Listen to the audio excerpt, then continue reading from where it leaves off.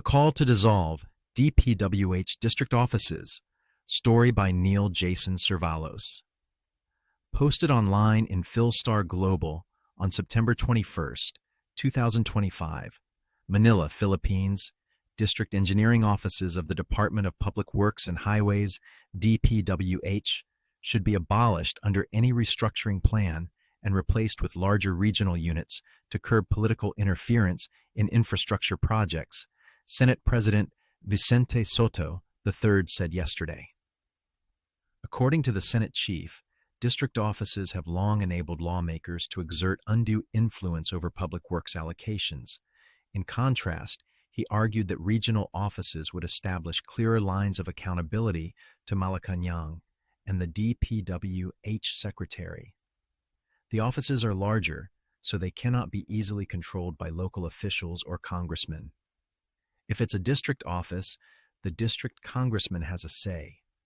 But if it's regional, they will have to answer to higher authorities, Sotto told Radio DPWH in Filipino amid intensifying calls to dismantle the DPWH altogether.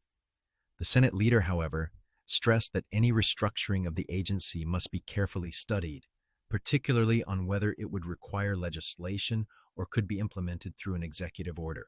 The executive can do that. I will have to look into whether there's a constitutional provision on its creation, but if not, then the executive can really act on it, he said. Sotto also pressed for accountability in the Philippine Contractors Accreditation Board, PCAB, review, noting that the Senate is ready to forward its findings to the Office of the Ombudsman and the Department of Justice in coordination with the House of Representatives. Vowing to prevent a repeat of the same irregularities in the 2026 budget, he described the 2025 spending plan as riddled with questionable insertions. I will never allow what happened in the 2025 budget to be repeated in 2026. Maybe it's a blessing in disguise that someone tampered too much, because everything, even past anomalies, was exposed, Sotto said. He confirmed, there were definitely insertions in the 2025 budget. It was so lumpy that those in charge got confused.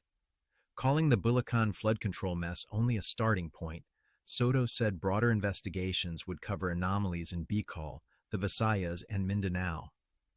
This is just the catalyst, the beginning. We cannot let the others off the hook, or else they'll think only certain people are being targeted. That's not the case. You cannot take 100 steps without first taking one, he said.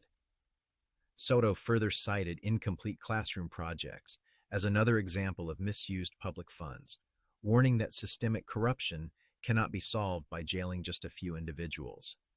Meanwhile, DPWH received criticisms from Vice Chairman Representative Brian Poe over years of flawed implementation and lack of accountability during the House Committee on Appropriations meeting.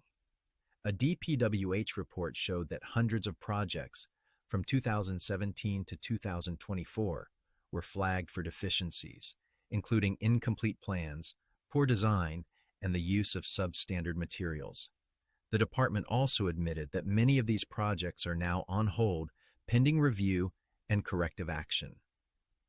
These projects cut across several administrations and multiple Congresses.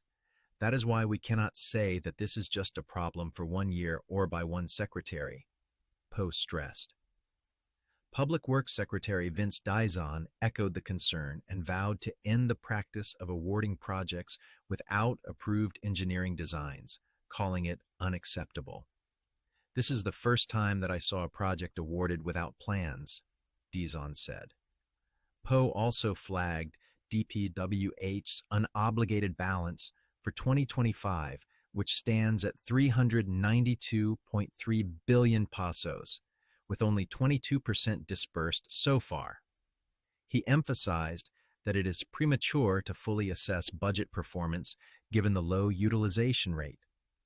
Dizon further reminded the agency that 56.7 billion pesos in unobligated funds from 2024 remain available and must be maximized.